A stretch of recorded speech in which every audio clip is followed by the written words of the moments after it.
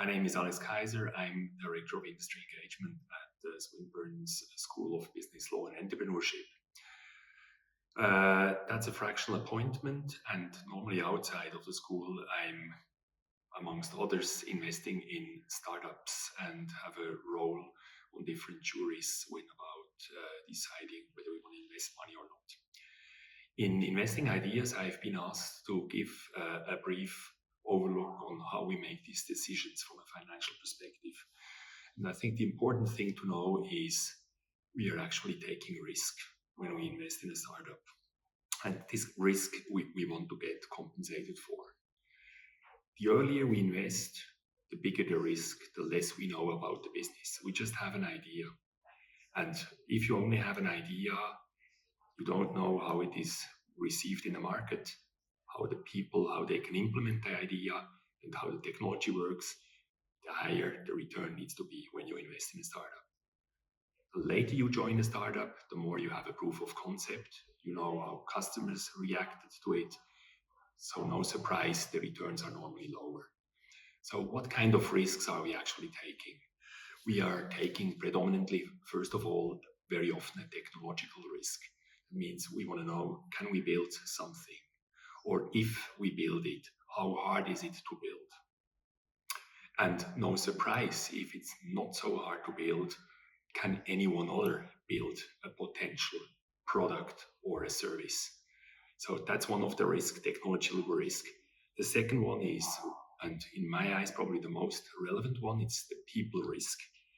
Do we have the right team to implement an idea? And basically to execute on an idea or innovation, to bring an idea or a dream into a product or a service. Market risk, we don't really know how the market reacts. We have competitors and we have consumers. First of all, we may not be the first one in the market. Someone may come in before us, or customers may not be in a position or not be interested in buying our product.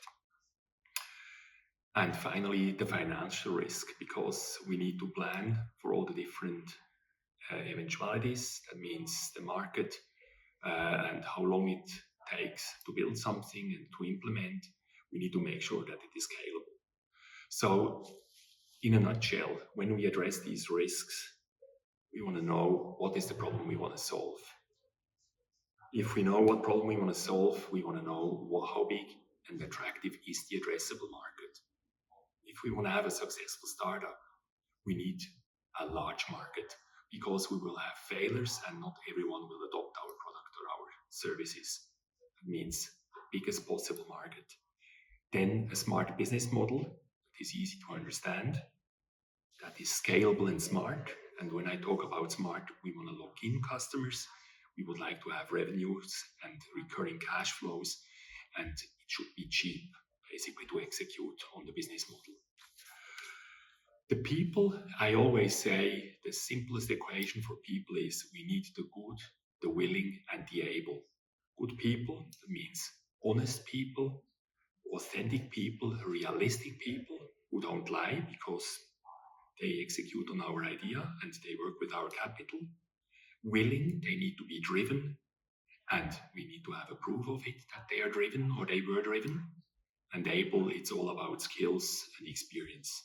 So market knowledge, industry knowledge, and whether they have been in the role in the past. This group of people, we want to have a team of successful people, and we want to have complementary skills and complementary characters.